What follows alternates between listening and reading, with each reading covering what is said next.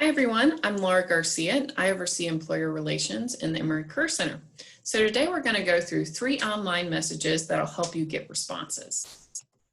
To start off, we'll talk about some short messages that you can send on LinkedIn or other social sites. We'll also talk about how you can reach out to a cold contact, someone you have no relationship with, and also how you can message an alum working at a company to which you applied appropriately.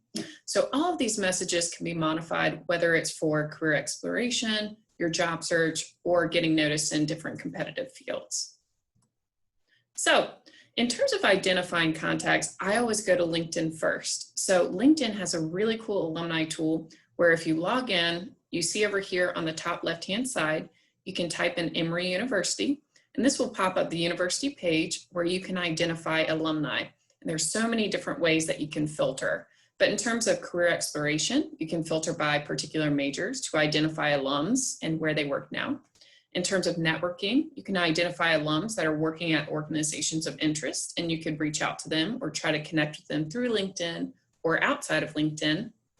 Through career planning, you can also identify alumni working at a specific geographic area of interest if you want to move to New York, for example. There are tons of different ways that you can leverage LinkedIn. In terms of messaging, you can do one of two things. So one, you can try to invite somebody to connect with you.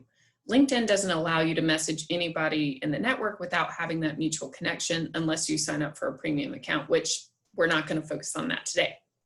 So here's an example of someone that you want to connect with and inviting them to join your network. So this message says, "Hello, Paul. I saw on LinkedIn you were an active member of Volunteer Emory, similarly to me.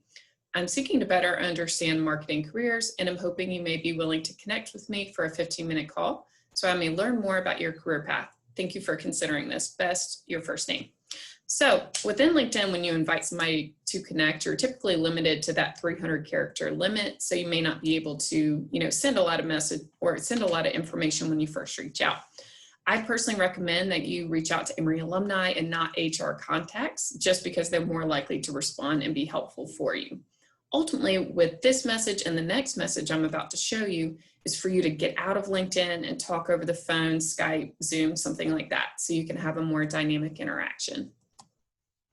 So also what you can do through LinkedIn, if you're limited, you don't feel comfortable sending, that direct connection, if you identify groups that you both have in common through LinkedIn, you can actually send a direct message through that particular group. So here's an example of when I identified somebody that I wanted to speak to because they were working in a program of interest to me. I went into the Emory alumni LinkedIn page, group page, and then I searched the members by that particular name. So that way I can message them directly, whatever I want to send them. I also recommend try to Google that individual's name. Sometimes it will show that employer email so you can reach out. So here's an example email outreach message that you can use. So this individual identified someone in the area of law that they were very interested in speaking to. Note in the subject line that it was specific, so informational interview request from an Emory student.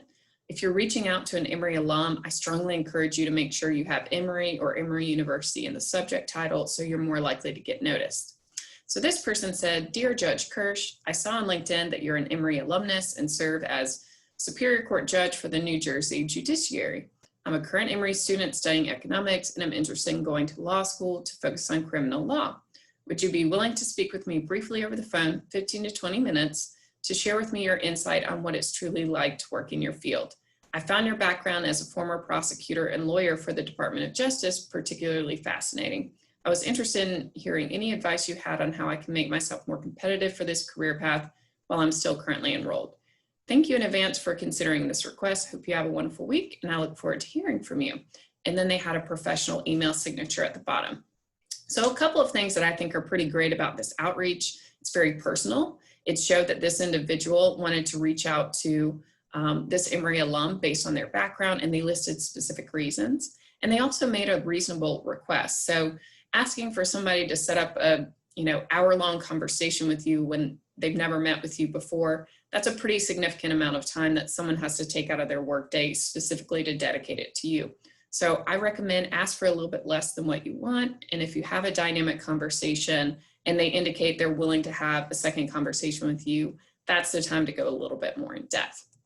But I encourage you to be sure to talk to your career counselor for tips and to strategize.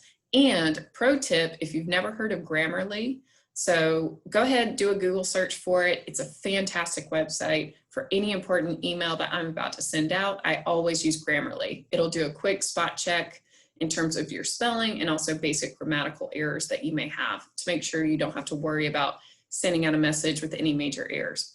But don't forget, also on the Career Center website, we have several different documents from, accepting a job offer to asking for an extension, tons of different correspondence examples that I would encourage you to look through as well. So here's another example email outreach message. So this is a student who reached out after applying to a company where they identified an Emory alum. So again, in the subject line, you'll note that they put Emory. So this says Emory Student Outreach regarding your experience at Facebook. So dear Mr. Lewis, I hope you are doing well and having a good week. I recently applied to a software engineering position at Facebook and was hoping to connect with you specifically due to our mutual connection to Emory University and your expertise in UX UI. Your background leading up to Facebook is particularly fascinating, as I noted you previously worked at VMware and in roles outside of UX and UI. I would love to learn more about your career path as well as to get your perspective on Facebook's culture. Would you be willing to speak with me 15 to 20 minutes so I may learn more about your experience? Thank you in advance if you have the time. I appreciate your consideration. Kind regards, professional email signature. I strongly recommend, if you're reaching out to someone working at a company to which you applied, number one, of course, do not ask them to put in a good word for you. They don't know you. However, if you make a good connection, you find out some great information about, the company culture, what it's really like working in that organization. It may end up in you getting noticed, but never reach out to an alum for any other purpose than what you indicate. So don't ask them to put in a good word, forward your resume on to HR. It's really valuable to ask for that inside insight and kind of go from there. All right, so a couple of questions that you could ask once you set up these meetings. So I wanted to show you just a couple of sample career exploration questions, as well as some questions that you can ask to further build that networking relationship. One thing that I really like to see when people, set up these phone calls is to ask more specific questions that indicate that there's some sort of understanding of the alum in the industry or organization in which they work. So instead of asking something like, what does a typical work week look like? Which is okay for you to ask. You might say something like, I was reading through a job description and it looked like this person would do A, B, and C. What does that really look like, during a typical week? That lets somebody know that you tried to find the answer, and you'll probably get an even better response. But in terms of career exploration, you can ask about pros and cons going into the field. How do people find out about open positions in the field? For some organizations, they may post on major job boards or Handshake. Others may not. It may only be on their company website. So each industry and field is different. So it's important for you to find that out early. I really like the last question. Do you have any advice on what I should be doing now to make myself more competitive for this field? And I added that in the building relationships section as well, because I think it's such a crucial question. It's critical to get somebody's background, knowledge and insight to figure out what do you need to do now to make yourself as competitive as possible when you go through the application process. In terms of building relationships, it's all about being personal, trying to understand that individual's experience. So for example, you might ask, what do you like most about this particular employer or field? What do you like least? What were the keys to your career advancement? Again, get to know that individual person so you can truly build a relationship. How did you determine this position or organization was a good fit for you versus any other organization?